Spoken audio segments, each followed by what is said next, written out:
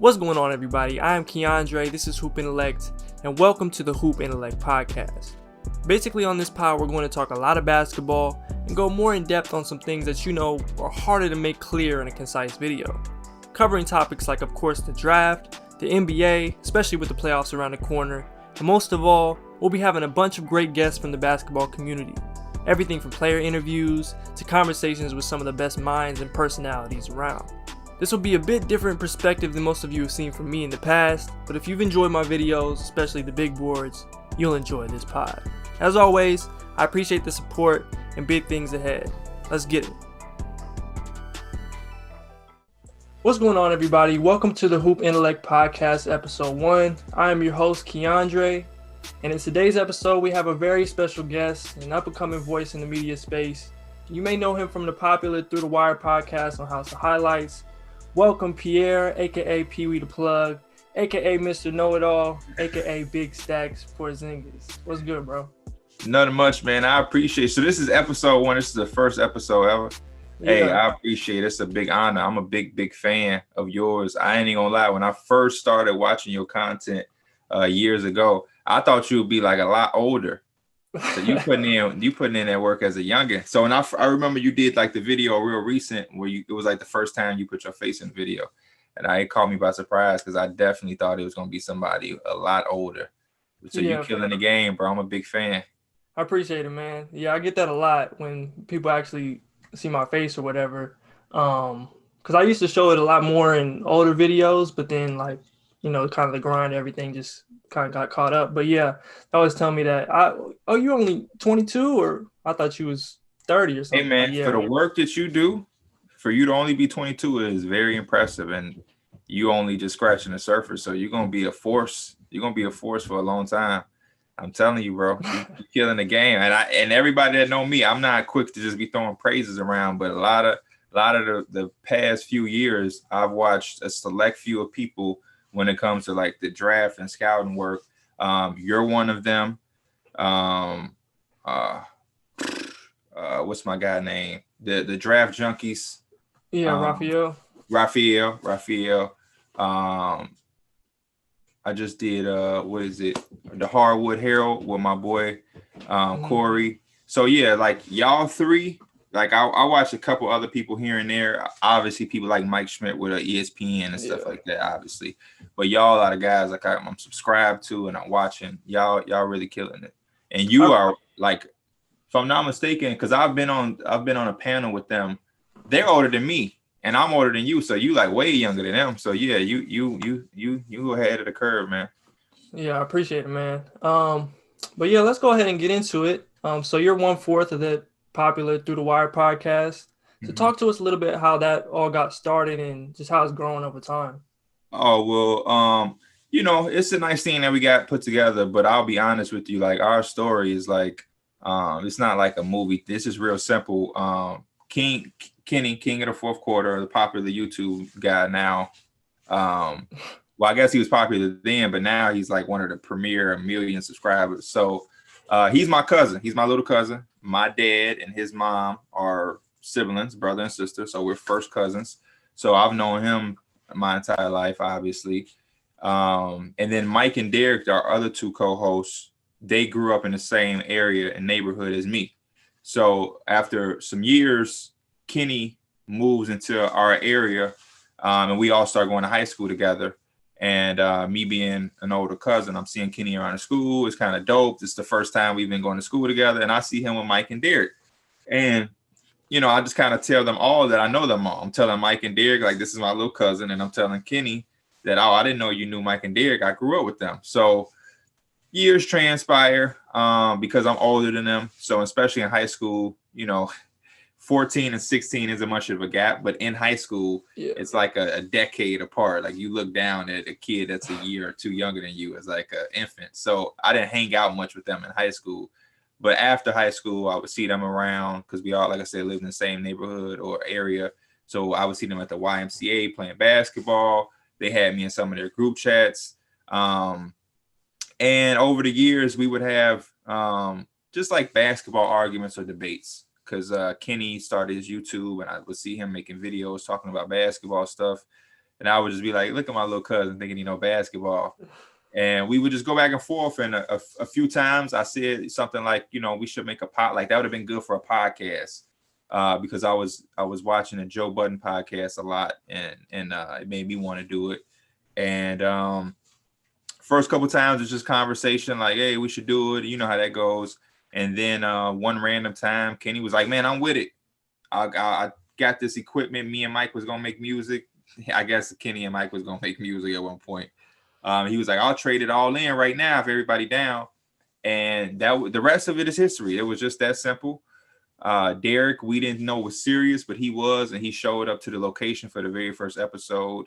And yeah, it was just that simple, just conversation between friends that spiraled into something. And I always give Kenny the credit for taking the initiative to getting the equipment, because that people always reach out like, man, any advice, or what should I do? Or me and my homies want to make a podcast, and like doing it to me is the hardest thing, because you and your friends or whoever you're trying to do it with, y'all can sit up there and have a conversation about doing it forever. But if nobody takes that initiative to say, I'm gonna make sure we do this, it'll all just be conversation. And before you know it, 7 months, 8 months fly by, and y'all still talking about starting it. So, but yeah, it was just that simple. Yeah. So at what point did you, I know everybody, like when you were initially starting, it's just like something that you do for fun, or, the views or whatever, doesn't matter at all. At what point were you like, this is actually kind of successful, this is growing a whole lot? That is a tough question. I mean, I don't want to give you the generic answer of saying like when House of Highlights, when they started showing interest or whatever, because obviously then it's serious, but there had to be some point, because what a lot of people don't understand or think or know is the reality of the podcast is that like people think because Kenny was his YouTuber already at the time that it was easy, but it wasn't, because at that time Kenny wasn't nowhere near who he is now or as big. I think he probably had like 100,000, which is still big. That's a big time, but it's not a million. And everybody who likes Kenny doesn't like Through the Wire podcast, which is why to this day there's a big discrepancy as far as views. If you look at a Kenny video and a Through the Wire video after the first day, he might have 290,000 views. We're only going to have 17,000. So just because you have this one guy doesn't mean that all of his fans are going to just love and watch Through the Wire. So we did grind, and it was tough. I'll take it back. It wasn't tough. That was the beauty of it. It wasn't tough, but it was, looking back, crazy that we did it, because I don't know what was the sign, I guess, or whatever. I think we were just so happy to be able to talk basketball with each other and like have it the way we had it. But there wasn't, because we were kind of crazy. We were taking time out of our day, out of our lives to record this podcast, and there was no benefit from it. Like early on, there was no money. There was no fandom. The views were probably nice, but there wasn't nothing significant. You know what? I take it back. I'm sorry. My memory's all over the place. You good? Jalen Rose. There was a time when we first started where we charted up on the iTunes chart extremely high, and we passed Jalen and Jacoby, and they did a podcast, and they were talking about the charting of the algorithm, and they were like, man, yeah, blah, blah, blah. And they said us. They were like, because we were higher than them, and I guess it confused them. They were like, who is these guys? And Jalen Rose was like, well, I guess shout out Through the Wire. And Kenny heard it because he listened to their podcast, and then he put it on Twitter, and Jalen Rose responded to it like, man, keep grinding. That was a nice moment. To be honest. So I guess that. But yeah, I think that's why we are so successful though, bro, because we were just sacrificing time, energy. You got to remember we were doing these on Saturday mornings. This is like the weekend, and through the week, Mike was like working at U-Haul. Derek was working at Portillo's. Kenny was doing this thing off YouTube, and I was doing my thing with the music, managing the artists that I managed, and different thing. But, just to be sacrificing like Saturdays to record a podcast that's not beneficial or lucrative yet is kind of crazy. And I don't think a lot of people will be willing to do it. And then it turned into Tuesdays and Saturdays. And now we're doing it twice a week. We're in Kenny's front room. It isn't some luxurious studio. At the time, I only have maybe 2,000 followers. You know what I'm saying? So yeah, it was a grind, but it was worth it. And we didn't look at it as a grind at first. We were just kind of happy to be doing something. And I think that's the type of mentality. You probably have the same exact story. You probably started Hoop Intellect and scouted guys because it was fun to do. You didn't think about, hey, I'm gonna do this and I'm gonna blow up.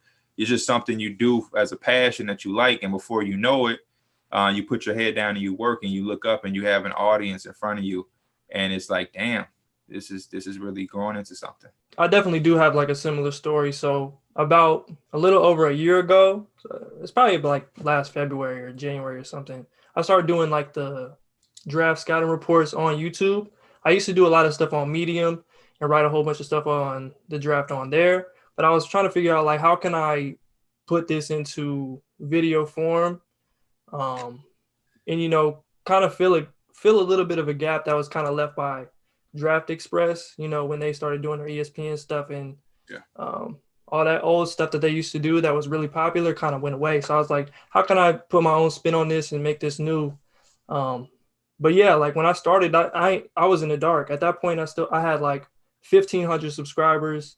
I did a lot of highlight stuff, while I was still trying to teach myself how to edit. And then from there, just kept grinding. I think the first video was probably like LaMelo or James Wiseman, one of them. And then, what was your first video? I'm trying. Since you followed me on Twitter, I've been trying to figure out what was the first video of yours that I watched, because I felt like, see, the fact that you even saying it was you were just starting to do the thing last year, it messes my mind, because I feel like I've been watching your shit for years. I'm all over the place. Like, don't mind me, like, because when you get into doing what you're doing, what you'll experience soon, because I know you're gonna blow up and it's gonna become crazy and stuff. Like, time is just all over the place. Like, I can't even tell you when we started Through the Wire. I don't know if it's 3 years ago, 5 years ago. Now the pandemic happened and that made time seem even longer, or I don't know. Time is just all over the place. I just thought me and my girlfriend were celebrating our 3-year anniversary. It was just the second year. I'm all over the place, bro. I don't even know, but for sure. What was the first? Was it Anthony Edwards? A lot of people I heard said a lot of different things. LaMelo. Somebody just said Paul Reed was their first one. Paul Reed, this is random. But yeah, I believe it's probably kind of difficult to like figure that out, especially over the pandemic. And last year I was on like a crazy roll. Like I would drop 3-4 of them in the same week. Did you do a Malachi Flynn? Yeah, for sure. It may have been Malachi Flynn. It may have been. I'm gonna put my money that, because thinking back, like when I watch like you or like Raphael or even Corey, I don't watch y'all with the top guys. I may have watched LaMelo because I'm like, oh, I'm watching Hoop Intellect, so I'm gonna just let them all play. Like you play one and it just starts playing, so I'll just watch it. But like guys like me, we know about LaMelo. I want to know Malachi Flynn, Grant Riller, Paul Reed, like you said. So yeah, I'll put my money that it was on one of those mid guys that I probably knew about, but didn't know enough about. Like the top 5 guys, we know since high school. You know what I mean? Yeah. I've known LaMelo like damn near a majority of his life. So sure. Even seeing him in person, so I wasn't in a rush to watch any of his scouting shit. So it's probably like Malachi, Grant Riller, because I was very intrigued with those two, especially Malachi Flynn. So I want to say it was Malachi, but Paul Reed, I know I watched the Paul Reed for sure, because the Paul is right over here in our area. So yeah, that's what's up, man. But yeah, so like keeping your head down, just doing stuff that you want to do, like regardless of the views. If you start doing something for the views or the opinions of other people, you're going to end up in a bad place one place or another. Like when those views start coming down, or you're not getting what you want out of it, you don't have anything left. So as long as you just enjoy what you're doing, you're going to find something valuable out of that, even if you get 100 views or even if you get 100,000. That's, at the end of the day, that's what it's all about. No, I totally agree. It's the same thing I'm going through now with like my personal YouTube, and like what we talked about before we started recording, like this little 2K rebuild and stuff I'm doing. I've had like the subscribers and stuff for a while, but I'm just now starting to get consistent in what I'm doing because it took a while for me to just be like, man, I'm gonna just do what I want to do, because I used to always start things and then finish because I'm like, these people might not want to see this, and these people, and then a lot of the fans, when I was explaining it to them, because they're like, why you only upload like 1 month and then you take 5 months off, and I told them I was battling trying to please everybody, and then they were just like, bro, we like P, so if you just get on that motherfucking camera and do karate lessons, we'll probably watch. So don't worry about it. Just do what make you happy and what you like to do, and we'll watch. And that was the truth. That was the truth. Now I know you got questions for me, and I'll answer anything you want to answer. But I'm just curious, what's your process for putting together the scouting video? How long does it take? What's the process? How do you get all your film? Yeah, so depending on the player or, like the team or whatever, it's going to take a little bit longer to get all the film and everything. What I basically do is get pretty much every game, as many as possible, at least the important ones, and then put them into Premiere. Most of these I've already seen before, and I've already taken notes down on prior to. So at that point, I'm just looking for certain things. I might use the ESPN box score to or game summary to go back and find certain clips that I needed. And then from there, we're just going through all these games. I've gotten a lot better at it, a lot faster over the last year, but it is a tiring process. So like it really can just depend. And then, this year I changed the format up a little bit, made it look a lot better than it did last year, getting a lot better with Photoshop. All y'all that I watch have done that. Yeah. Raphael and the NBA Draft Junkies, they did a rebrand. Corey did a rebrand. You did, yeah. Yeah, so that took a little bit in the beginning to kind of get back into the flow of things, putting things in the right place, having the structure. When I'm starting on a player, I already have the strength and weaknesses pretty much mapped out. And then from there, we're just looking for, maybe some certain intricacies in their games. Everything from, left, right shooter, hop shooter. He like the left, right cross. Is he trying to get to that spin? How's he finishing at the rim? Left hand, right hand, just things like that, that you kind of pick up on over watching, 10 to 20 games in a short period of time. Yeah. But yeah, that's pretty much the process. And then, from there we upload. The most difficult part is shrinking it down. Most of these videos start out probably like 20 minutes long total. You got to shrink it down to, ideally 10 to 12 minutes, depending on most of the high caliber guys. We're going to go a little bit over to 12, just because it's more, everybody wants to see more of that. But yeah, that's the most difficult part of the process. No, I don't even do scouting, but I think that's just a YouTube thing. Like that, trying to take, I've done a lot of videos where I'm like, I just want to speak on something real quick, and then that did not turn out real quick, and I was like, oh wow, here we go. But they don't mind it, man. They don't mind it. I know for scouting purposes, you probably like, don't nobody want to watch 25 minutes of me talking about Malachi Flynn, late to second round pick, but I feel you. I know there's some people out there who would want to watch that, but trying to get it to the masses, put it in as like simplest terms as possible, shrinking bigger ideas down. That's what I try to do with the videos. You do a good job. Appreciate it, man. I watch majority of them, and if I don't, because for whatever reason, if I may have a busy week, sometimes I prefer it. But when it gets closer to that draft time, that's when I really sit my ass down. And so that's when the views go up, starting the draft time. Yeah. But I just gotta, you just kind of gotta grind until that point. Right.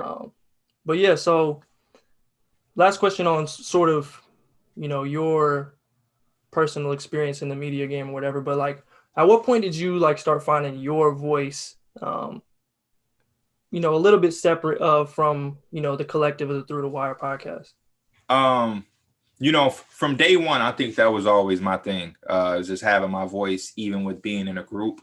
What was difficult for me was learning how to not. It's kind of like basketball to a certain extent. It's like being like James Harden, right? Where I can dominate the rock all game, but that's only gonna get me so far because it's a team thing. It's four of us that through the wire. I can talk basketball all day by myself for an hour, but how do I uplift Derek? Because now early on we have comments that saying, man, Derek, he yawned 9 times and only said 7 words the episode. So now it's like, okay, how do I uplift and make my teammate better? So that, because we're only as good as us 4, you know what I mean? And then same thing with like Mike. Mike and Derek a lot of times early on didn't really have an identity for themselves. So for me, at a certain point, it was about trying to help them and assist my teammates to make sure that they're there too. And a lot of times people didn't get it, but that's where the confidence comes in. Where it's like, I don't care what nobody's saying in the comments. People in the comments always say I'm mean to Derek or I've been mean to Mike or Kenny. I just view everything as basketball. So I'm gonna push you if you're my teammate. Just like if we're on the court, I'm gonna push you to be your best, because when you at your best, we are at our best. And everybody's winning. I'd rather a person be mad at me for a day and I'll lose that battle. But if he's going to get better, I'll take it, because in the grand scheme of things, we win the war. So, I'm that type of friend or teammate where I might tell you some shit in a way that you might not like it. But after you get out of your feelings, if you ever even get in your feelings, you're going to be like, man, that makes sense. He was right. When I come off the pick and roll, I should stop popping because I popped 3 times in a row. Let me dive and get an easy layup. And then it'll be like, so I've always had my voice. Now, to get my voice a little bit outside of the box to answer your question, it was just being myself, not being afraid to step out. You know what I mean? It's just wanted to do more and not box myself in. So, like I said, uplifting them, having that voice, and even myself, I won't lie. I won't get up here and lie. As confident as you are, when you first start to do something like what you're doing, or a podcast with 3 other people, and you start to have a fan base, naturally as a human, you start to not second guess yourself, but you kind of tone it down, or you play it safe. That's the word I would use. We all played it safe to a certain degree. But after a while, I was kind of like, F it. I'm done playing it safe. This is how I feel. No, it don't matter what anybody else thinks. This is how I feel. And that comfort comes from putting the work in. I feel these ways because I know I watched 1,000 hours of basketball. I know the game because I gave it my life. Like, I've been doing this stuff before I ever knew it was lucrative. So why should I second guess or play it safe what can anybody tell me? I know I put the work in. That's just like you with scouting. What can a person tell you about your scouting when you know you've watched 10 hours of Cam Thomas at LSU? There's your comfort right there. It's just, I translate everything to basketball. It's just like playing. I'm going to shoot this 3 anytime I get the look because I've worked on this. Why would I hesitate or second guess? So once I got that down, I started doing that everywhere. I'm going to be me on a podcast. I'm going to be me on Twitter. Here's my thoughts. And then I keep it real and authentic so people gravitate to that. Started doing the YouTube thing, just grinding any way I can put myself in a position to be seen and heard, because I know I'm offering something that's different than the masses, and arguing about LeBron and Kobe, and then helping people. That was another way that I was able to separate from, just anybody that does what we do, not even through the wire, but like when we first started getting our own fans and things, I would respond to them all because they're not used to that. When they see people on YouTube where they think that are famous, and they send DMs, they're used to just never getting a reply. So I started making that a thing too. Like, I'm going to be the king of fan interaction. Like, anybody who has a question, anybody that has something they want to talk about, I might not answer it as soon as you send it, but eventually I'm going to answer it and give you some type of feedback and just make everything seem real, because that's what we're missing in today's sports media. I think nothing is real. So I did that for a long time. Now we're at the point where it's hard to do that. But I still try as much as I can. And I help that's the thing. I just try to help people. And once you start doing that, people respect you because it's all genuine. Like I gain nothing from not helping somebody. It's all helping each other. You know, I'm gonna help somebody, somebody's gonna help me. It's one big just helping each other. And I'm never too big to think that I'm you know, what is it called, exempt from helping somebody. And then once you start doing a certain thing and being a good person, being good at your job, people notice things. And sometimes those people are important people, which is then how you land. I land the pregame picks with Bleacher Report. And then they had Drewski on there with me, and I gained that relationship. Now we got Famous Los on there, who's now my guy. Through the Wire, we had Twitter shows with House of Highlights where we would have guests. Made some relationships there. What else? You know, just being a very sociable, likable person. I try to make myself always easy to work with, and that's how your name kind of just goes around. It's what I've learned from being in this business. You never know who's watching, and that was one of the most important things I learned, and that's how I got a lot of my opportunities. Somebody was watching, and when they came up with these different shows, important people have these meetings, and they're tossing names around. And you know, if you are good at what you do, you put your head down, like we just talked about, you being a good person, you're making yourself easy to work with, your name is going to come up often. And anytime I get an opportunity to do something, I'm never saying no. I'm always trying get at least. So that's how that's really how it is, man. I just was myself, was authentic, and I worked hard nonstop. And then, you know, one door opens up. What was the first thing that they had me do? I'm trying to think. I think we had like a live show 2 years ago.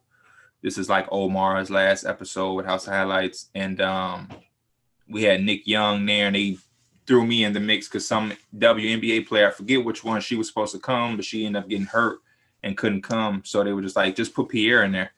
And I was on there, and I was chilling and just blended right in. And then they like, hey, Pierre's good at this. Let's put him on this. And then the same thing happened. And then they like, hey, let's put him on this. So now I look up and I got 4 shows. Yeah, I got House of Highlights House Party. We have Through the Wire, pregame picks, 3 shows. I'm sorry, 3 shows. And it's going up. So yeah.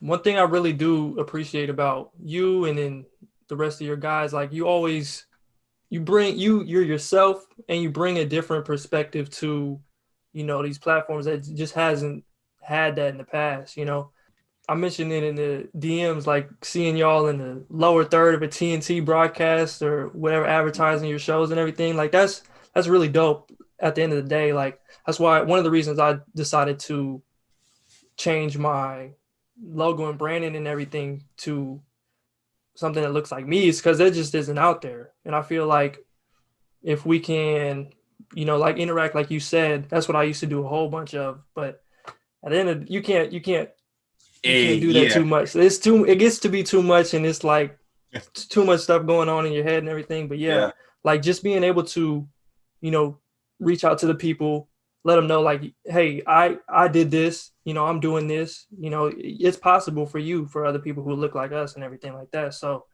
yeah, that's really what I appreciate about y'all.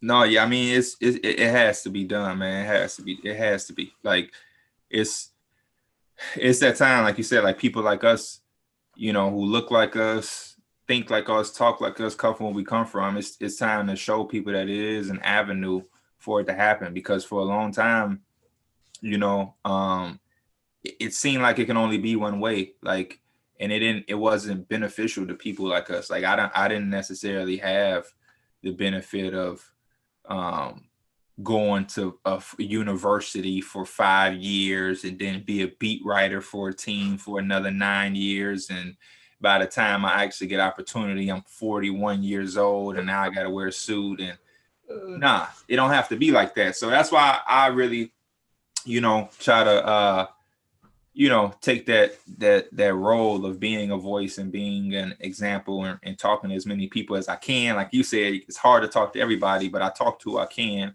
especially when it's something important. You have some people that just want to talk about like, what do you think about the Knicks? And then you have some people that are like, man, P, I'm trying to get to where you are, and you inspire me. And that's a different conversation. But I try to answer that as much as I can because yeah, it's a new wave. It's 2021. Like the days of you have to wear a suit. Who made that the rule? Why can't you wear a Larry June numbers hoodie and talk about the top 5 most slept on NBA prospects in the draft?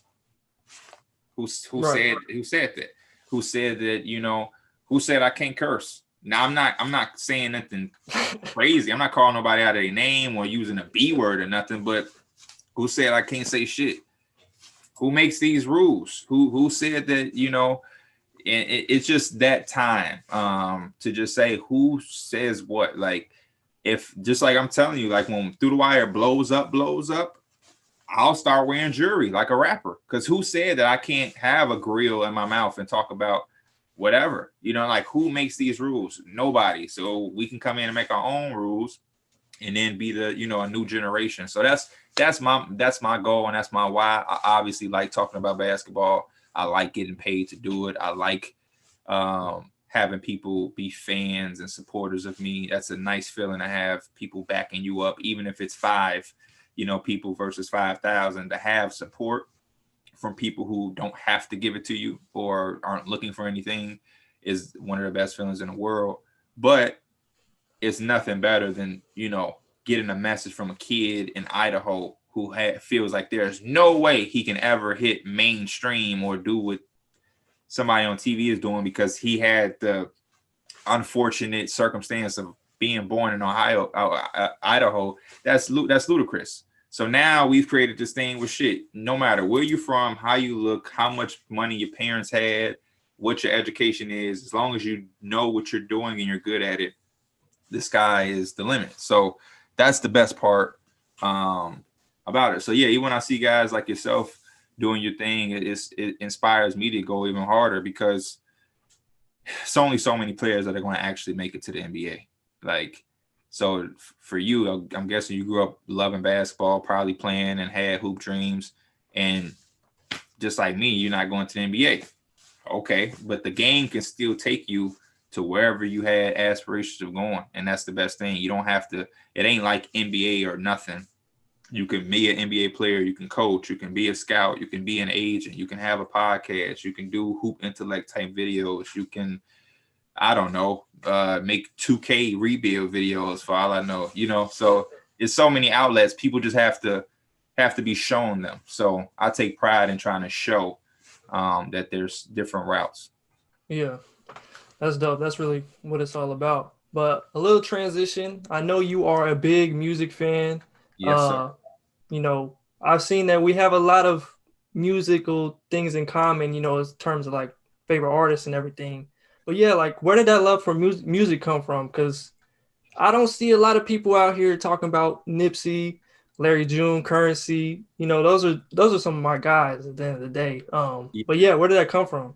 I'm a nerd, bro. I'm a nerd. Like I'm legitimately, I'm a nerd, man. So when I like something or I get an interest, I dive deep into it. And just like basketball, music is the other thing because they kind of go hand in hand. You listen, like even like growing up playing 2K, they would have a music soundtrack. Before you're getting ready for a game, everybody's trying to listen to music, get in the zone. So it kind of just go hand in hand. But yeah, just like basketball, I got obsessive over certain things. I see this player, I like this player. Now I want to know what college he went to and what shoe brand he's with. What's his go-to move?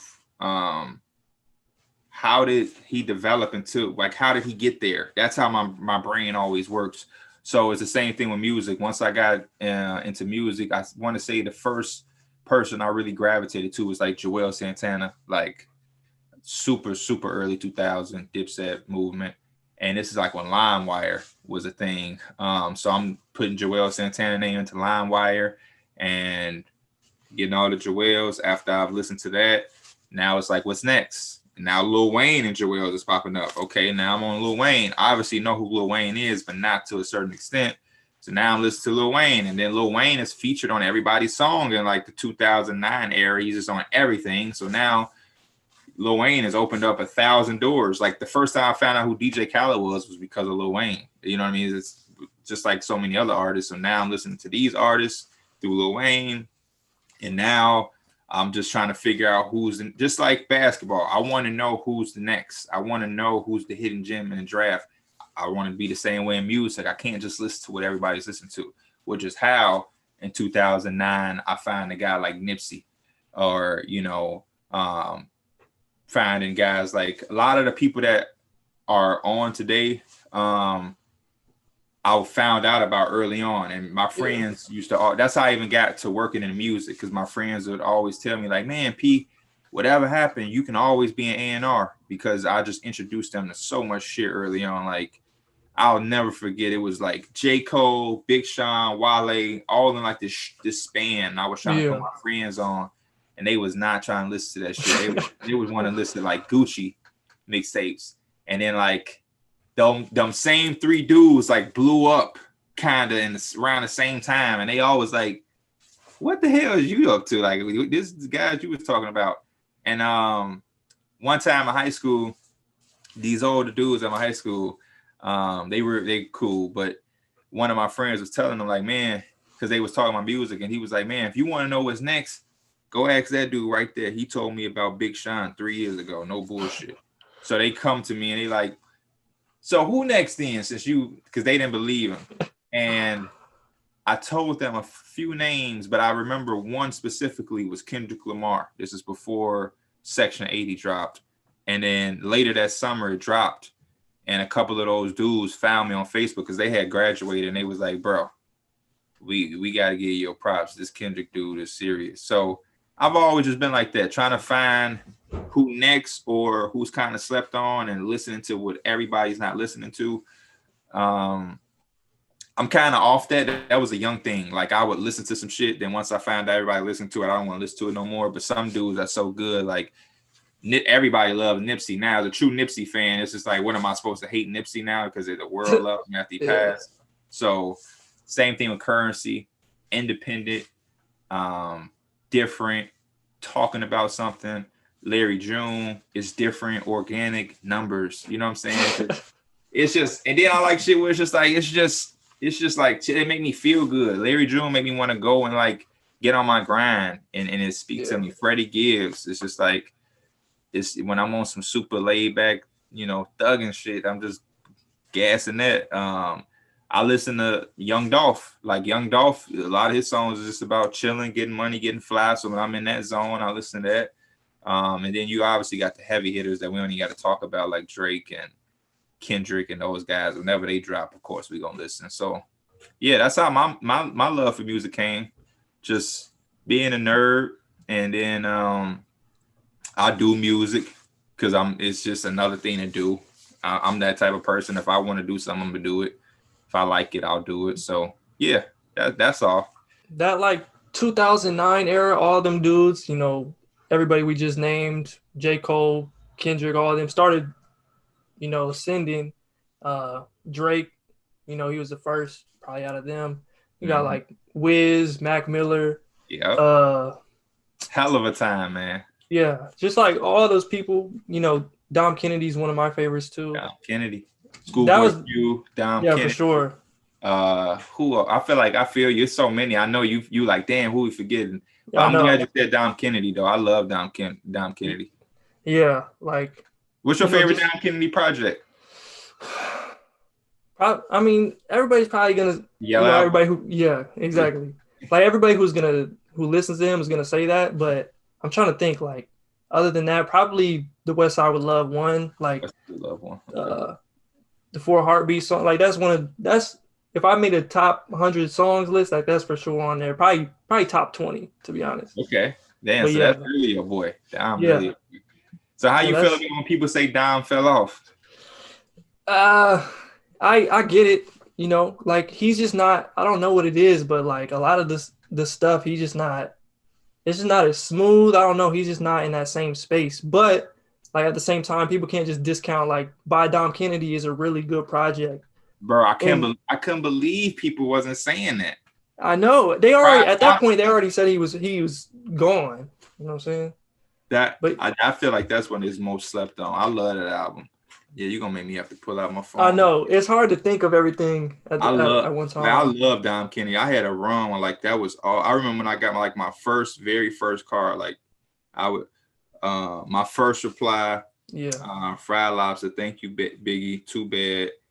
Represent what I tell kids. Yeah. That's a very slept on project from him for sure. He's had his moments over these last couple years. I feel like there's still a lot there, but you know. I do too, bro. Since we were talking about Larry June, what are some of your favorite Larry June projects or songs at least? Songs, because he's got a lot of projects. It's hard. He has a lot, and I like them all. So Smoothies, I mean, that was the one that made me feel like this is like my favorite rapper. I like 30 Day Run a lot. I think that was like the first Larry June song that made me say, this dude a hard body. Bro, it's a song. It's my favorite. It's my hands down my favorite Larry June song. Yeah, Numbers Don't Lie. Numbers Don't Lie. Yeah. Off Product of the Dope Game. Recaro Seats. I love. Organic Secrets. The Working Girl. Something's Gotta Change. Smoothies in 1991. Let's Drive to Vegas. I could go on, bro. Like I could go on. Dear Snow. Slow Motion. Hermes Link. Real Love. A lot of these are super special to me just because right after the pandemic, like right when everybody, during the pandemic, it was a certain point where everybody like was in the house, like nobody was going outside. Then it kind of got to the moment when people felt comfortable to go outside and do certain things. I would take walks with my mom, and only thing I would play during those walks was like Larry June. Like I just remember like it's the first time going to the park. Like the pandemic was like it was dark. That was some dark shit to go through. So like I remember like the just the feeling of being like, I don't know, I was just going, it was like an epiphany. It was like, I don't know. It was just like I'm out here walking with my mom. We got so many people that passed, and people's parents was dying. All type of just shit that I don't even want to get into to ruin the moment of this conversation we have. But like, yeah.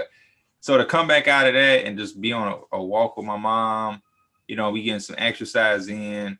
His music sounds so much better when it's sunny and that's the type of days it was, because it was around the summertime we started going back out. And then it's the park. I'm hearing kids run around and play again, which is always like a sound of like happiness and bliss and just like, just good. Fresh cut grass, smelling that again, because it was so, just we were in a house for like 3 months, because me and my family, we were doing the right thing. We wasn't never not, just out here. When they was like stay at home and all of this, we were actually at home. So I associate his music with those times, because I was legitimately listening to just like, we would just walk for like an hour or so, and I would just like, I'll put a project on and just let that shit rock. And then before I know it, I end up getting my my new car later on that summer, and like it was still the summer, and his shit just, open up the sunroof, let the windows down, and it just feel good. It's summertime, you know what I mean? And it just puts you in a good mood, a good feeling. But yeah, those are some of my favorites. What about you? What's your go-tos? If you could pick, what we need to do, and I know it's gonna be hard, but if you just say you had a meeting with, I don't know, some big company or a team. Let's say a team was like, man, your scouting shit's so good. We're gonna meet with you we're gonna fly you in, and you got like 15 minutes in the waiting room, and you can only play 5 Larry June songs before this meeting. What you listening to? That's tough. Super tough. I probably gotta go with Green Juice in Dallas off Cruise USA. Shout out to my boy Cardo.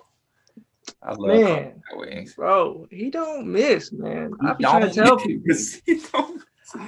Shout out to Cardo. And I got a chance to meet him too on the most randomest shit in the world. I was in New York, and they got like shoe stores out there, like Round 2, Flight Club, Stadium Goods, and we was at round 2. And this is no bullshit, bro. It's like a movie. I can't make this up. This is a trip we took, and I brought my girl because we were staying out there for a long time. This is New York. So I bring my girl. We in the hotel room the night before, and I'm watching this Cardo Got Wings interview. It's just like an interview he did with these other producer dudes. Yeah, I saw that. You saw? Okay. So I'm watching this shit. I'm watching it. My girl like, what the hell is you watching? I'm like, this Cardo Got Wings, man. Shit. So then, boom. I wake up the next morning. Kenny and them like, yo, what we doing today? We're going to go to round 2. Okay, cool. So me and my girl, we getting ready. And I put on Cardo Got Wings and Pierre Bourne. They got a mixtape. I'm in my Cardo bag. I'm okay, cool. We go round 2. I had bought these shoes, whatever. We walking out. I'm funneling with the bag, putting my money in my pocket. We walking down the street. I look up. It's a group of dudes. It's a dude that look like Cardo. So I'm thinking I'm saying this in my head, but it comes out of my mouth. And I'm like, is that nigga Cardo? And I'm saying it. They already walked. They like behind me now. So but again, I'm thinking that I'm thinking this, but for some reason it come out of my mouth. I'm like, is that nigga Cardo? And then I look back to get another glance at him and all his dudes he was with. They look back like, because I said it like I had a problem with, like, is that nigga Cardo? And they look back, and I'm like, damn, bro. I'm like, bro, I fuck with all your shit. You the GOAT. I ain't like, and I was just like, bro, just much love. He was like, love, bro. Cause I ain't even want to have no, I get in a fanboy moment. I ain't even want to do that to him. So I just had to tell him love. But I ended up posting and telling the story on Twitter, and he ended up like showing love and followed back. And then my little Rich Vision shit I got going on. One of the producers I got, Gold Hayes, Cardo fucks with him. So shit come full circle. So it's just like Cardo, he a real dude, bro. He always be showing love. So I fuck with Cardo.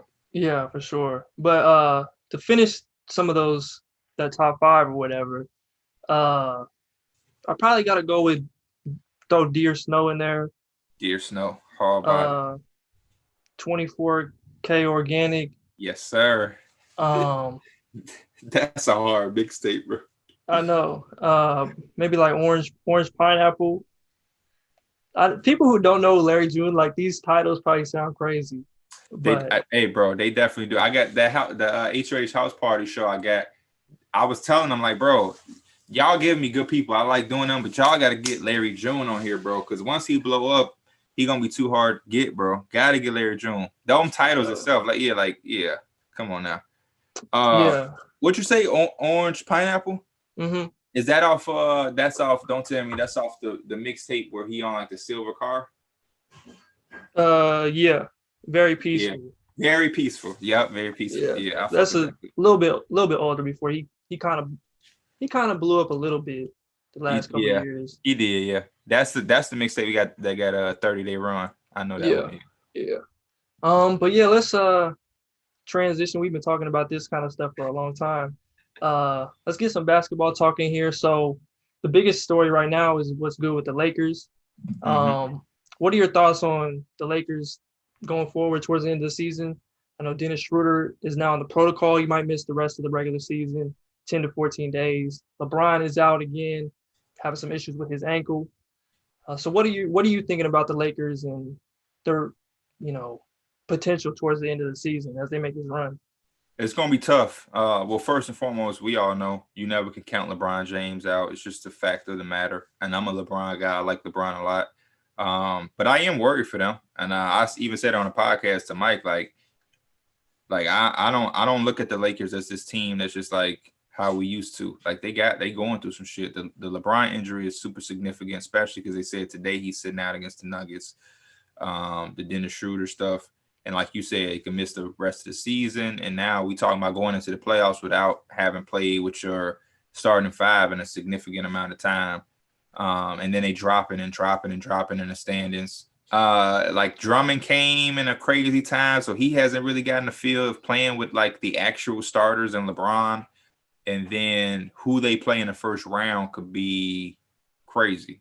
I don't think it like I know a lot of people like to joke and talk about the Clippers. I don't think that's a team you want to play in the first round because they're going to come, with extra motivation to beat you. It's going to mean a lot to them, and they've been a little bit more healthier. I know Kawhi been banged up himself, but as a collective, they've been a lot more healthy. If I'm worried for the Lakers. If I was a Laker fan, I would be worried. I legitimately would be worried. But like I said, you can never count LeBron all the way out, but it's not looking good, bro. It's not looking good. Yeah, it kind of reminds me of a little lower grade version of that stretch run at the end of the 2019 season when he was trying to come back. You got all the young guys. And Ingram. Yeah. Yep. Yes. Don't have any continuity, trying to rush things, force things. Once you lose one game, next game, tension starts to build in the locker room. Then you got Drummond coming in. Marc Gasol isn't playing at all. They haven't really worked out a rotation. You got a lot of guys who, are accustomed to playing big minutes, have a lot of playoff experience, and they don't have any continuity. LeBron missed the most games of his career. Anthony Davis is just coming back, so it's a real thing for the Lakers. At the end of the day, you can't count LeBron out. And if I had to bet, I'd be like, they'll probably figure it out. But it's a real story. I want to see, because it changed so much, and I feel like the last time I looked, I don't remember, but I want to look at real quick. Yeah, they fail. They would be matched up with the Jazz. See, okay. That's what I'm saying. That may be more, but they also would have to play in the play-in, which is something that a banged-up Lakers team would not want to have to waste their time to do. But they're also tied with the Mavericks and Trailblazers, so if they could win a game, they would also be jumped up to the 5th seed and play the Clippers. So, I mean, it's like what we both just said, man. You can never count the LeBron James team out, especially a LeBron James team with that much talent, because they are talented. But it's not looking good. It's not looking good. If I had a team to pick, I don't know, bro. I'm kind of leaning towards the Clippers. I like the Clippers. I'm not gonna lie. I like the Clippers. Yeah. So we can talk about that. I know you're part of the what do I want to call this? The Paul George Defenders. I consider myself a part of that coalition. Because the slander is out of control. This man is one of the most talented players to ever play. Like, you can't watch this 6'9" dude handle like Kyrie and pull up on people from 30, and just be like, oh yeah, he's trash. Exactly, bro. And all that I made a video last year before they had the whole Nuggets series where he was bad and he was bad in the playoffs. Mm-hmm. But before that, that whole playoff Pete stuff was a myth. He had the bad game when Russ went off against Utah. Yeah. That's where most of that came from, which that's inexcusable. Somebody his talent shouldn't be scoring 4 points or whatever he did. But before that, you got young PG going toe-to-toe with LeBron in the Eastern Conference Finals.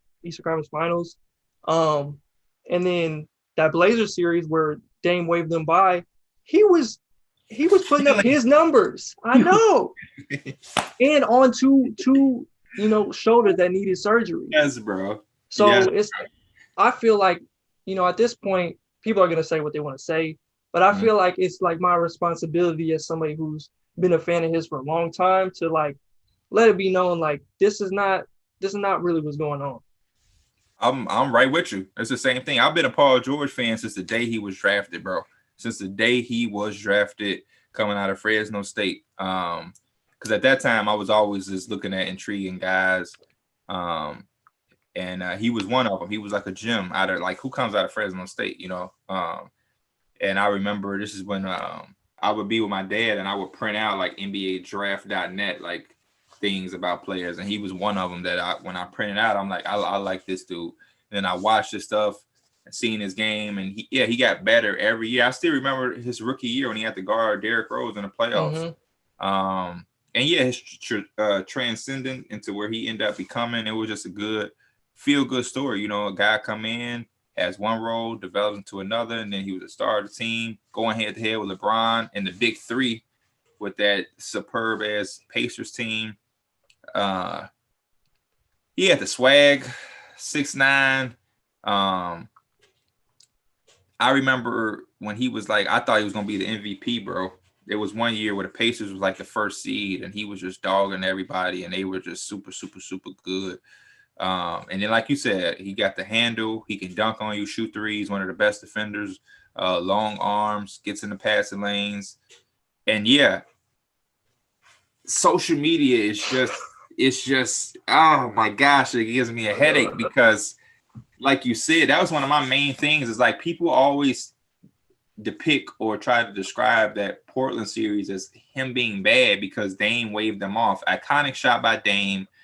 Sure, but Paul George hooped his ass off. I think he damn near averaged 30 that series. Mm-hmm. But because of that little 5-second clip of Damian Lillard hitting that shot and waved them off, he had a bad series. Like, what the hell am I like? Are we watching the same things? Even in the bubble, like he struggled in the bubble, but in that second playoff series against the Nuggets, he had moments where he was the best player on the Clippers. Kawhi struggled a lot in that series as well, and nobody said shit about Kawhi Leonard.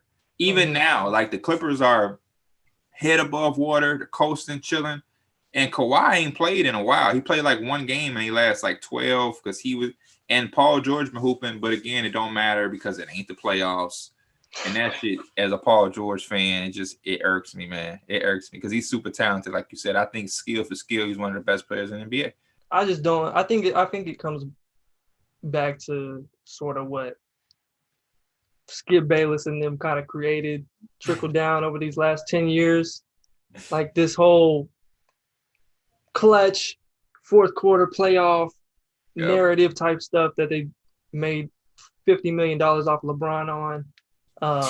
That's just kind of like, ruined the essence. At the end of the day, people go all over social media. A lot of it's just trolls, talking about Mickey win a real ring and all that kind of stuff. Yeah. But like that stuff's funny at the end of the day. But like we got to get back to, actually like talking about what's going on. Yeah.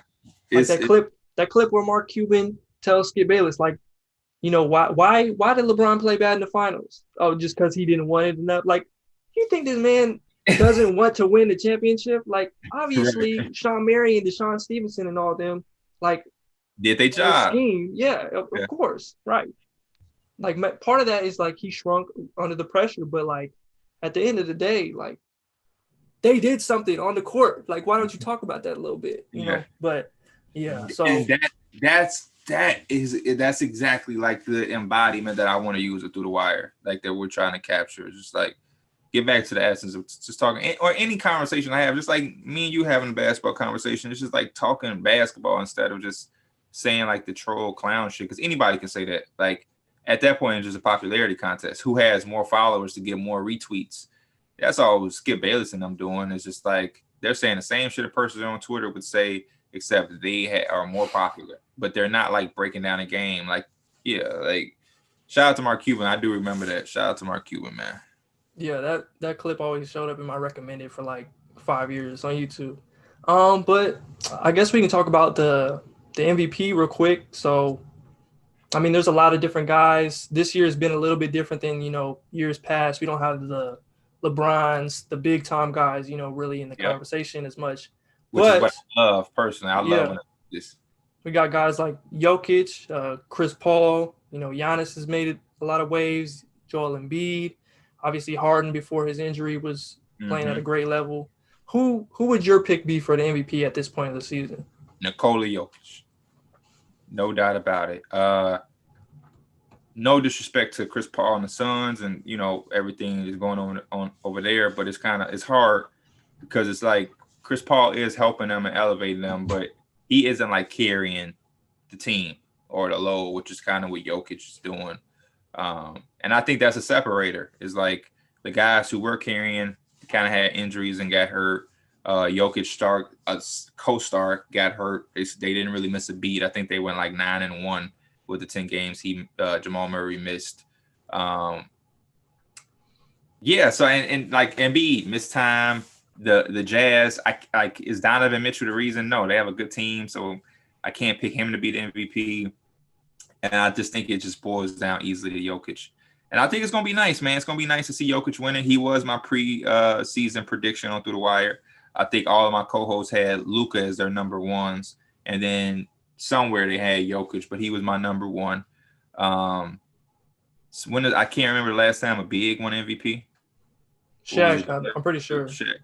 Does Dirk not count as a big? I guess. No, Yeah. no. If he's not, that would He go to my does. point. He does, Okay. but like when they were talking about centers specifically, they said Shaq. I just Yeah, remember okay. hearing that. No, that's fine because I have like a weird theory where I think like Anthony Davis in my mind isn't a big. I saw that video. Okay, so yeah, I'm like I don't know. So if Dirk ain't a big, then that would go into my own. I'm not disagreeing with you at all, but okay, so then yeah, Shaq. When that was a very long time ago, I was a kid.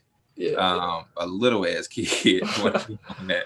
I don't even really remember it, like, to be honest with you. I know he won one, but like, you remember everybody holding up the trophy or the MVP trophy or like their little speech. I don't remember Shaq's at all. So I had to be super young. So that's a long time. So it would be nice. It's also gonna be funny because the Nuggets probably aren't going to do shit really in the playoffs, potentially, because they're down a man. And it's always funny to see how people react to that, which I get, but then I don't get. But yeah, I gotta go Jokic. Jokic. You got Jokic too, or you going Chris Paul or something? I've been seeing a lot of weird Chris Paul MVP shit on the timeline, and I've grown respect for Chris Paul over the past years after not really being a Chris Paul fan. But when they do that, then it makes me sound like a Chris Paul hater because I have to like talk down on why he's not, and it's just tough. And yeah, I've seen a lot of that too. Jokic is my MVP. I think all the points that you named, that's valid. He's taken it up a level. We've seen him be able to put on these type of performances in the past, but he's doing it consistently on a nightly basis, like averaging over 25 points a game. Like that's just not something that I really thought he was going to be able to do, conditioning wise and everything, in the past. But he's been great all season. And then, the Chris Paul thing is like this Suns nucleus we saw last year in the bubble dominate. They went 8-0. Like we can't. Chris Paul is great. Like he's 36 years old, doing things 6-foot guards should not be doing.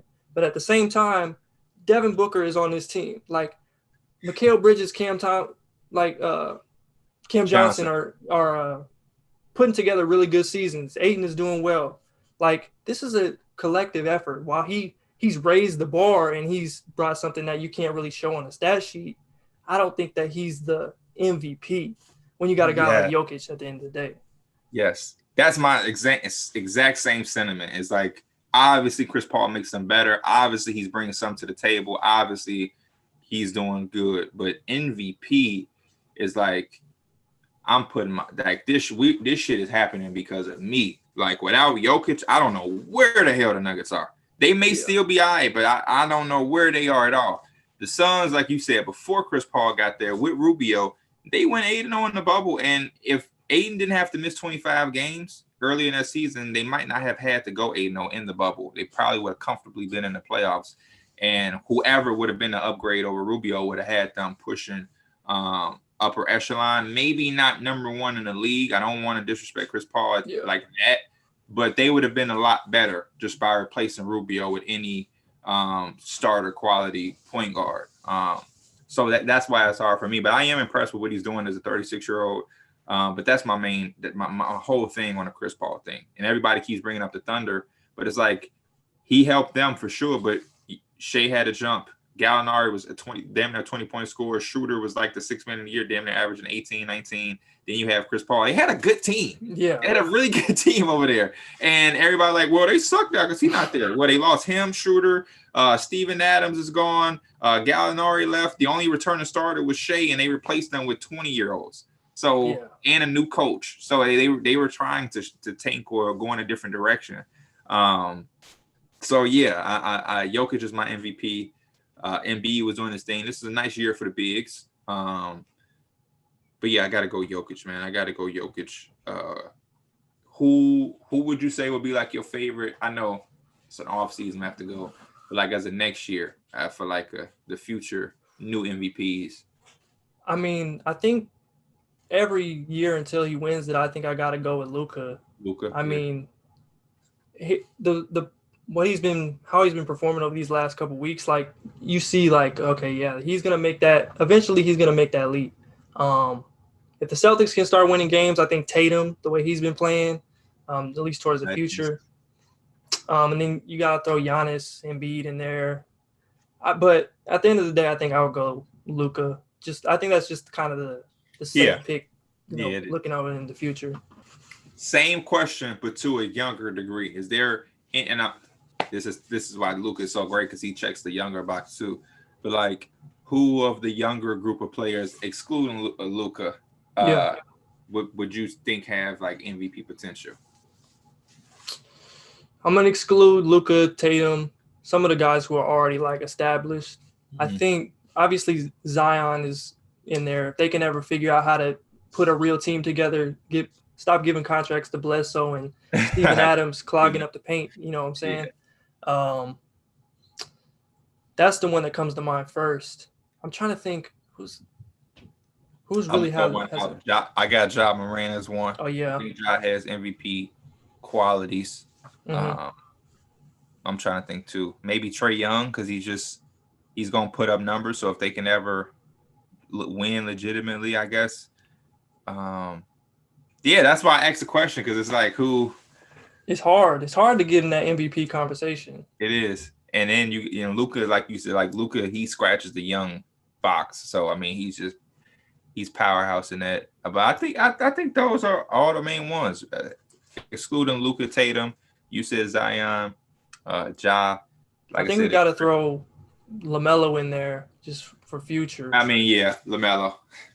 I love LaMelo. Yeah, he's electric. He's lifted the team up. You know, the last couple games that he's been back, you can just see it. Like, there's a whole different energy with this team. Was he your number one last year? Yeah, I had him and Anthony Edwards on the same at number one. I couldn't choose between the two because, you know, what LaMelo showed defensively, I was a little shaky on. And then obviously Anthony Edwards, you know, shot selection, everything in between there. But I felt like those guys were really, really good, the top part of that class, you know. Yeah, I agree. I had LaMelo higher, but I got a thing for tall point guards. I just love tall point guards. Yeah, I get it. He, you know, and if you've watched him, like you say you have over the last, you know, like 6 years now, like, you know that he's been, like, when ESPN tried to rank him like 100, or he said he was going to be a second pick when the year started, I was like, what are we doing? When he starts playing in the NBL, putting up numbers, all of a sudden he's already at the top of the draft. It's like, well, that was late. Yeah, that was so dumb. Yeah. Shout out to them, though. I guess they got their clicks. Yeah. I mean, you know, I felt like there was a weird thing going on with them and LeVar for a while, so that probably had something to do with it. For sure, yeah. I guess Rookie of the Year isn't really that interesting of a conversation to me. It's Anthony Edwards for you? I got LaMelo still. I got LaMelo too, but I don't know if I'm buying games. Like, people be saying, he'd be saying he didn't play enough games or whatever, but I don't know. It's a shortened year. I don't know how they're gonna view it, how they're gonna judge it. LaMelo is my Rookie of the Year if he can win it. I guess if he's not gonna be qualified, I guess Anthony Edwards. But based off play and what we've seen, I got LaMelo Ball, bro. Hands down. And it's really just a 3-man race to me too. You got LaMelo, Anthony Edwards, and then Tyrese Halliburton, who just got hurt. I haven't really looked. Is he good with that knee injury? He good. They said it won't be like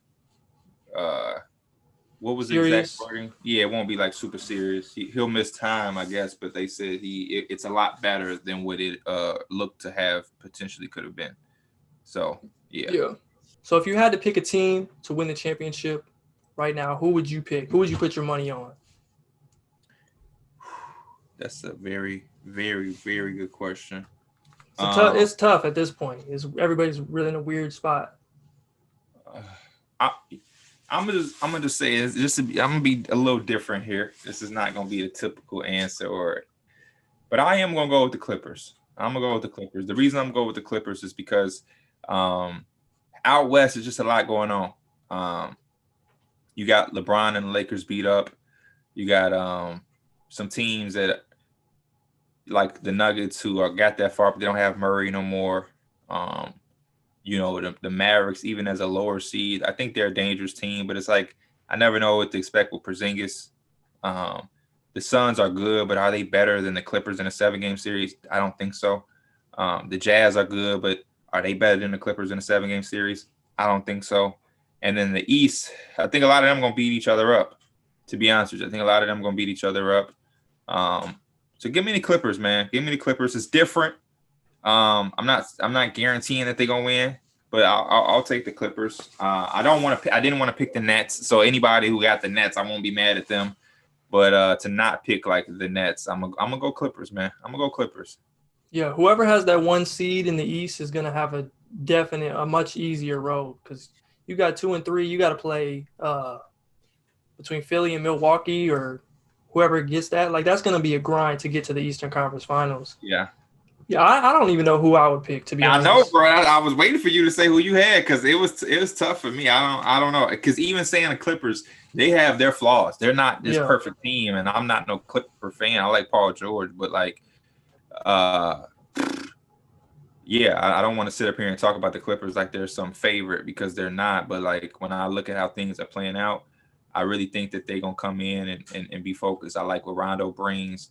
I think they got good enough depth, and I just believe that it's a lot going on with a lot of other teams. I mean, the Suns are rolling and strolling and doing anything as well, but like I said, are they good enough to like beat us Clippers team in a 7-game series? And I root for the Suns because my cousin plays for the Suns, but like I don't want to be biased.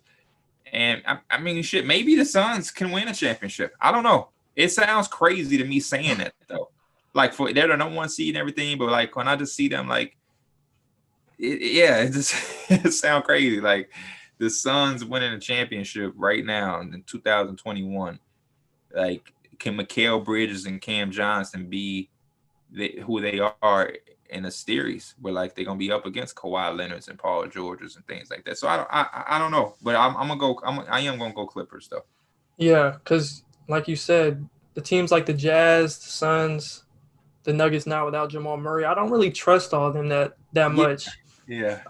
In a playoff series, and you got PG, Kawhi, Rondo, they can get Ibaka back, and they've been shooting the ball better than almost anybody other than like the Jazz.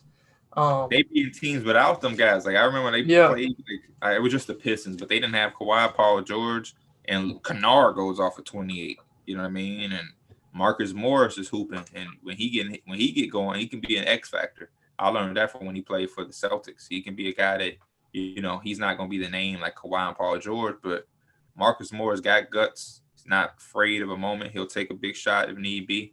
That's my pick, man. But I mean, the Nets are still a very dangerous team as well. And that's probably who I go with, to be honest. But that's just like safe. You got those 3 dudes. Exactly. For the sake of conversation, you don't want to. You don't want to pick the Nets. Yeah, I guess we can transition into a little bit of draft stuff, and then we'll go rapid fire before we get out of here. So, if you watching my channel, I do a lot of draft stuff.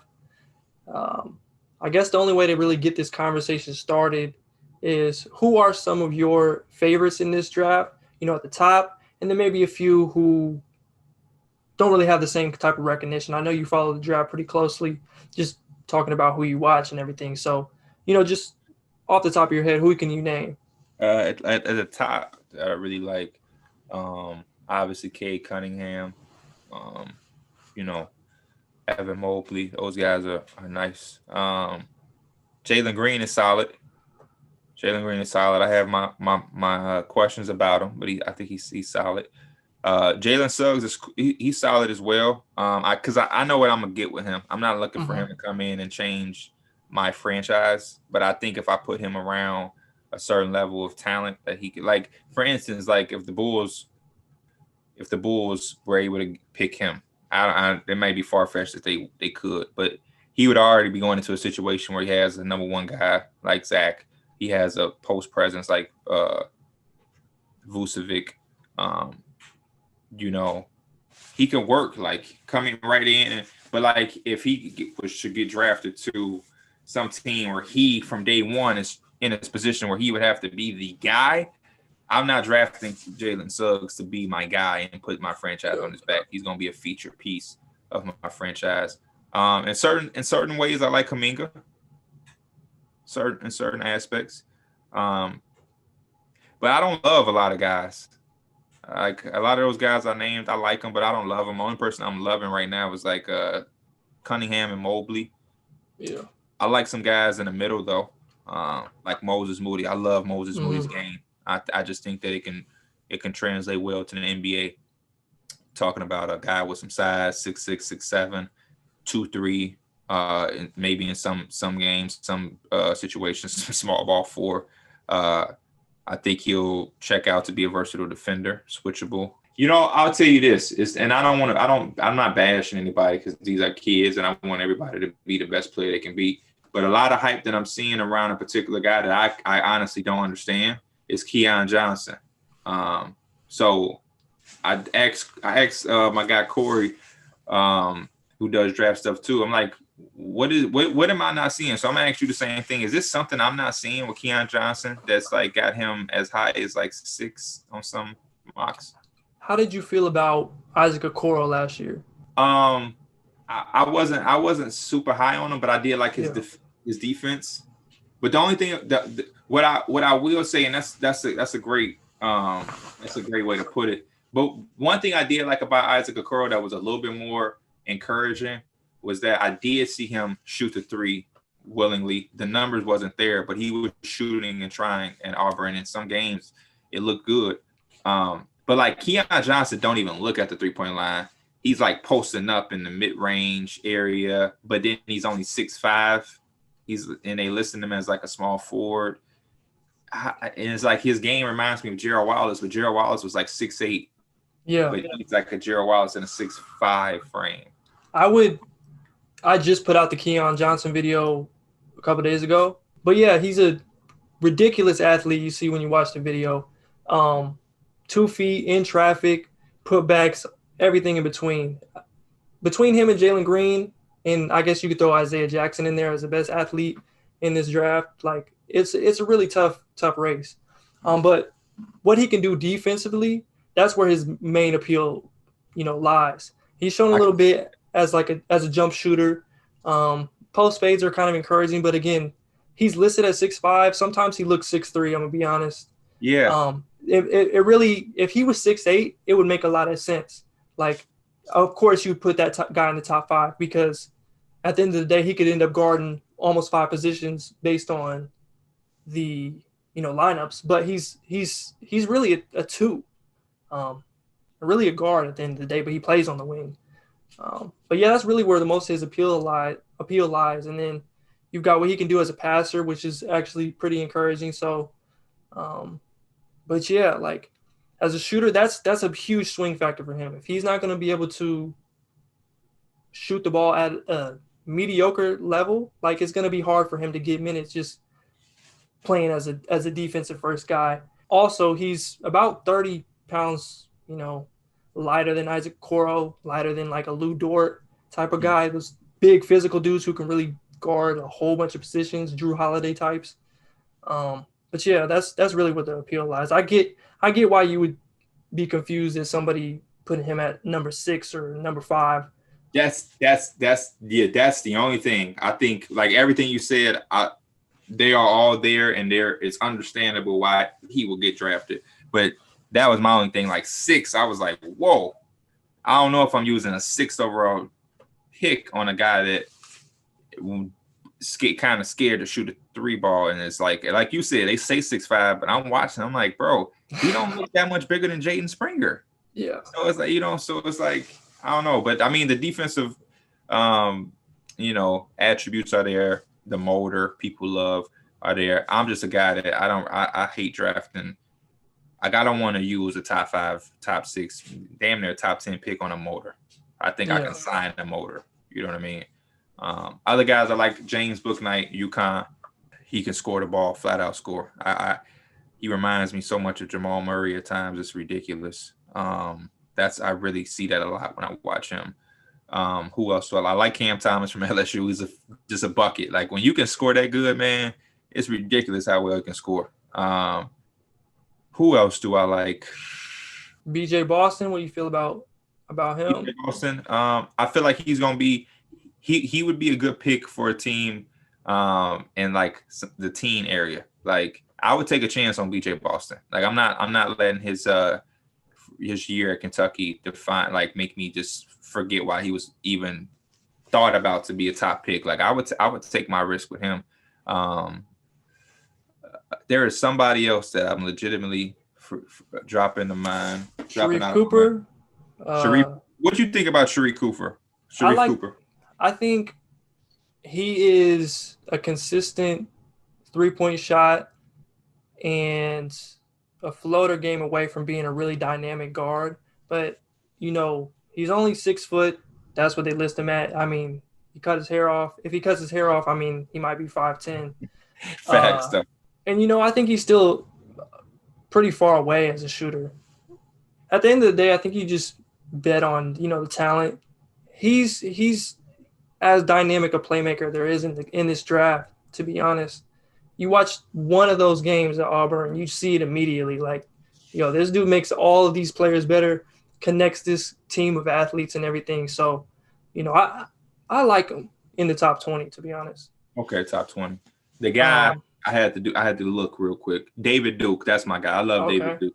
As like a later in the draft type guy, I like David Duke's game. I obviously kind of like the Sharif Cooper thing, not as far as size, but like the jump shot. Like when David Duke is knocking down his jump shot, he's one of the best in the country. But when he's not making it, he's very limited. So hopefully he can get some consistency on the jump shot. But I like the little all around, point guards who, can score it. And it seems like Providence always, every few years, they come with these type of caliber guards. But I like him in the back half. I'm not taking him too high. I like David Duke a lot. Yeah, I thought he was on his way to being at least a borderline first round pick to start the year. He was shooting the ball really well, and in that second half, he just hit a wall. Really couldn't score it anymore. Seriously, bro. It was a really rough patch for him, but he bounced back a little bit towards the end. But and my guy from Champagne from St. John's, Julian Champagne. I like him. Did he enter? I'm pretty sure he declared, but he didn't sign an agent. So okay, he didn't hire it. Okay. Both of those brothers didn't sign an agent. It's gonna be weird to see like who actually ends up in this draft and everything, who actually signs an agent and declares. How you feeling about Zaire Williams? I still like Zaire Williams. Then you look at the upside. It was just such a weird season for Stanford. Like they were staying in a hotel for like a month and a half. They couldn't play at their – yeah. That's what the SID was saying or whatever. And then they weren't playing for the first half of the season. They didn't play at Stanford. They were playing at the Santa Cruz facility and everything. So I think you kind of got to take all that season with a grain of salt, because when he was out there and he was like getting consistent minutes, the team was consistent, nobody had COVID and everything, they weren't shut down for 2 weeks. He looked like a lottery guy. Yeah, early games, yeah, he did. Yeah, and then he had a death in the family, had to miss some games. I think there was some COVID stuff in there. He came back off the bench, wasn't very good. It was a rough patch towards the end of the season. But, I think you look at what he can do as a shot creator, you can just see it. Guys his size aren't able to put those moves together at 18, 19 years old. What he can do defensively, and he's a willing passer as well. I think that warrants him going in the lottery. Yeah, I think he's still, even on, and that's it. That speaks to volumes of how good a guy he is. With a down year, he still should be a lottery pick, no doubt about it. Yeah, for sure. Can't teach that size. Like what he does at his size, you can't teach, man. Yeah, so I know your team. I actually meant to ask you this earlier. So how did you become a Knicks fan in Chicago? Oh, simple. I thought I was going to the NBA. The Bulls had Michael Jordan already, so they didn't want to play under his shadow. My favorite player growing up was Kobe. The Lakers didn't want to play for them because that's Kobe. And like, what's the next big market that didn't have Jordan? Like Patrick Ewing is the New York guy. Nobody cares about bigs. So I thought I was going to be the 6'6" shooting guard like Kobe, like Mike, and I would play in the next big market, which was the Knicks. And so once I had that dream mapped out in my 6-year-old head, 7-year-old head, I would watch the Knicks. Not how I do now because obviously I didn't have league pass and no shit like that as 7-year-old. But like they would play the Bulls, and I would make sure I watched. I would make sure I watch if I saw them playing. Early in my life, they had a playoff series, and all the games came on ESPN. It was against the New Jersey Nets.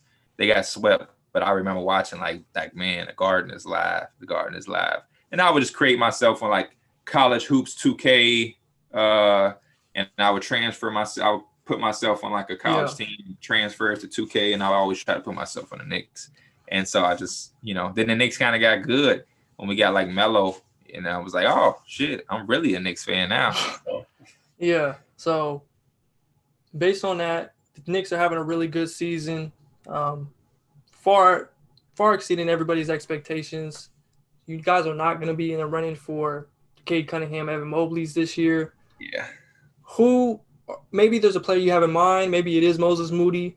Maybe somebody who can fall to you guys, even though you're probably going to be in the probably the 20s. The Knicks are.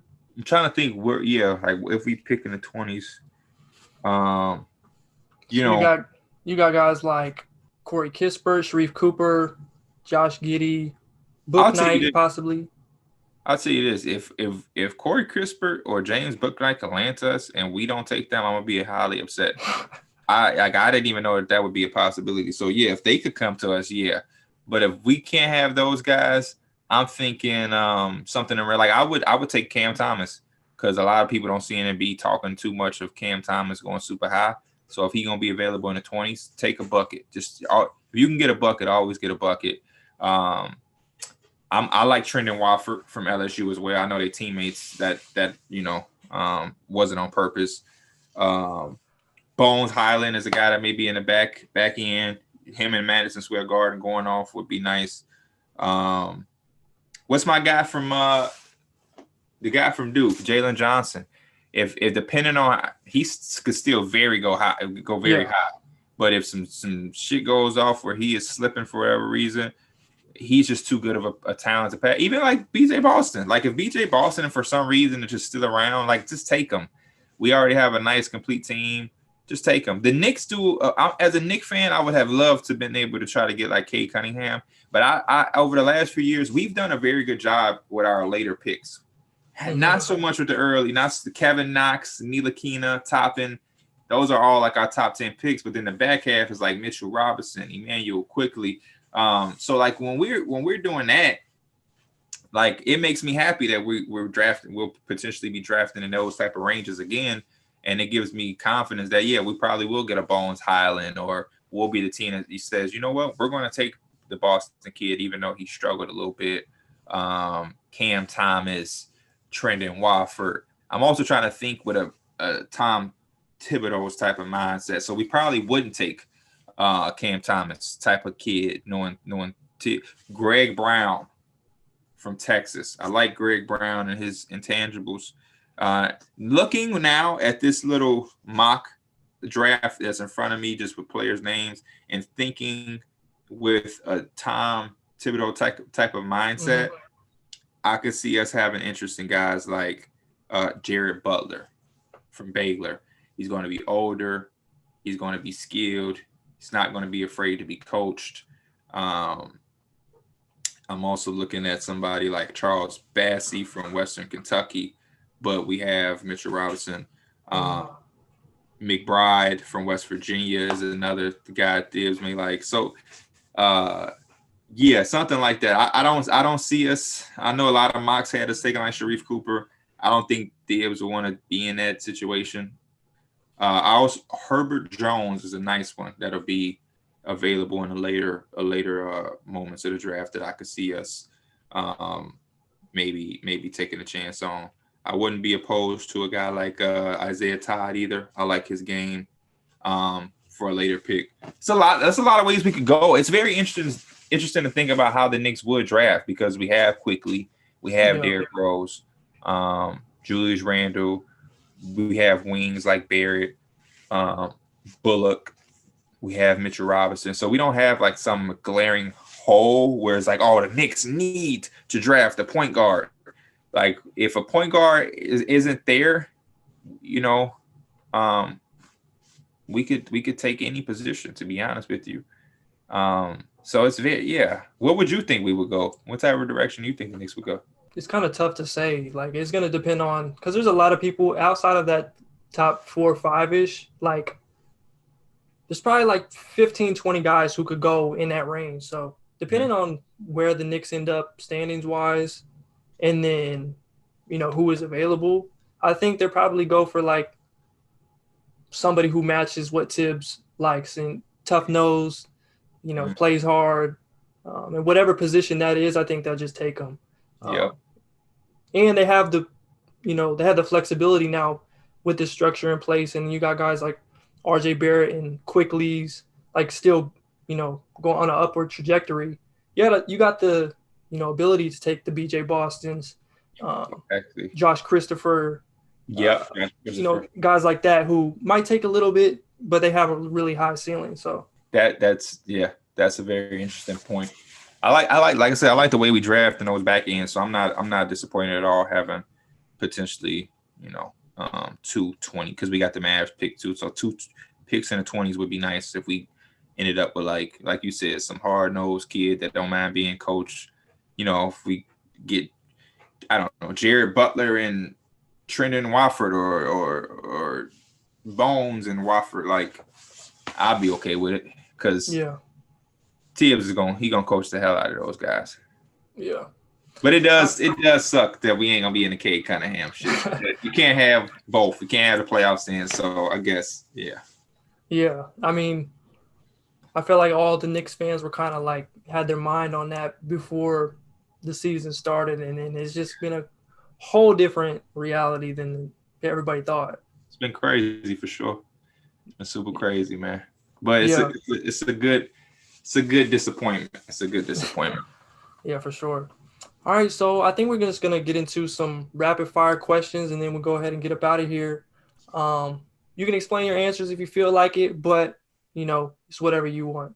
Okay, I'm gonna try to keep them short. All right, so rapid fire. Favorite Chicago Hooper ever? Derrick Rose. Okay. Easy, D Rose. Favorite Knicks player ever? J.R. Smith. Ooh.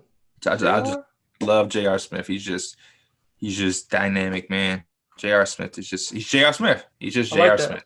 Just J.R. Smith. D Rose or Melo? D Rose. And I love Melo, but D Rose. Yeah. Best Chicago pizza spot? So you said best, which is different than my favorite. So either way. It's just tough, man. If I was on the clock, my shit would be ringing off right now. Honestly, there is no single-handed best, because, or I'll just say Illuminati's. Okay. I'll just go Illuminati's, man. Illuminati's. Chief Keef or Lil Durk? Whoa, that's crazy. Shit, this is just as bad as the pizza one. Give me Lil Durk. Okay. Lupe Fiasco or Common? Ooh, damn! These are tough. I like both a lot. I really do like both a lot. Both of them give me Lupe. Just give me Lupe. Give me Common. Give me Common. All right. If you had to pick a rapper to start one game on the Knicks, who would you pick? If I had to pick one, Dave East. Okay.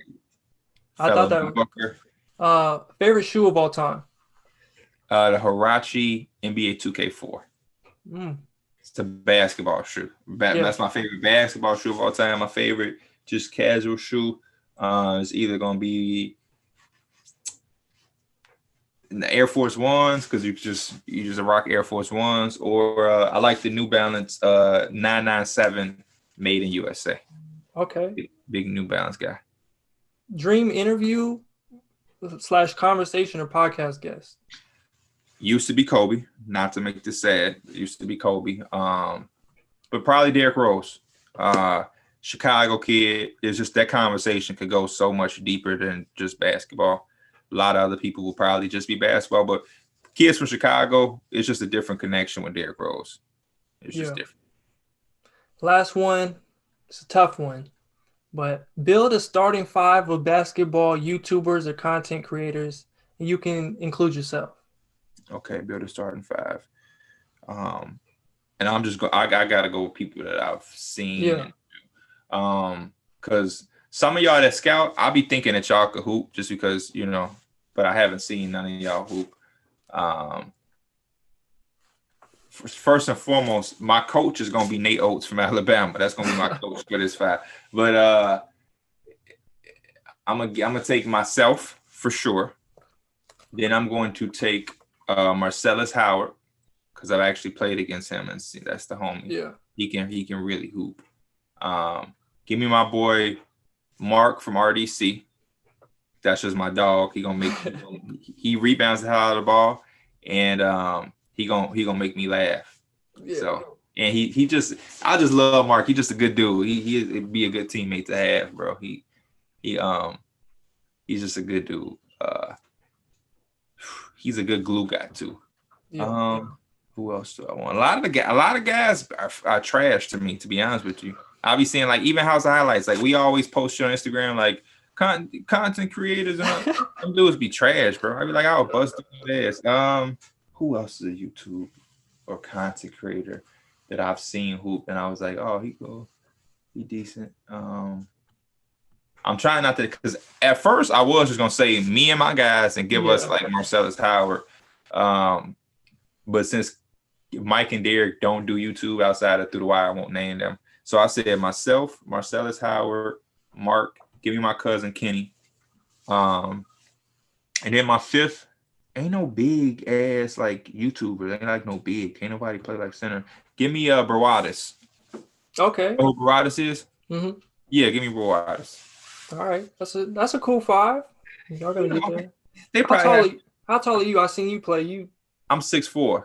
Okay, you might have to be in there.